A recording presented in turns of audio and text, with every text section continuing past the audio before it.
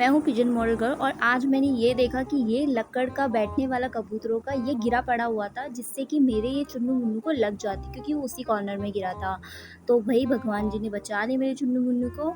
और अब देखिए हमारी ताज कबूतरी तो अंडे देने के बिल्कुल मूड में नहीं है, बारिश भी हो रही है। और फिर मैंने देखा अपनी काली कबूतरों के नीचे देख लेते भैया अंडे पड़े हुए थे, भई बच्चे भी पैदा हो गए, वाह यार कितने फ़ास्ट हो तुम, वैसे ऐसे ग्रो करते रहो और मेरा जंगला भर दो। और ये लंगड़ा इसलिए हुआ क्योंकि ये नीचे था तो ये ऊँचाई से गिरा तो फर्श पे इसके घुटने टिक गए, तो इस वज़ह से थोड़ा लंगड़ा हो गया। कबूतरों के बीच छोड़ती हूँ तो बेचारे उसको बहुत मारते हैं, बेचारे नहीं हैं यार वो हरामी कबूतर है। और इन दोनों का जोड़ा आपको कैसा लगा? क्योंकि लगा नहीं है लेकिन ये दोनों एक-दूसरे के प्रति आकर्षित हो रहे हैं, तो क्या इनका जोड़ा लगा दूँ?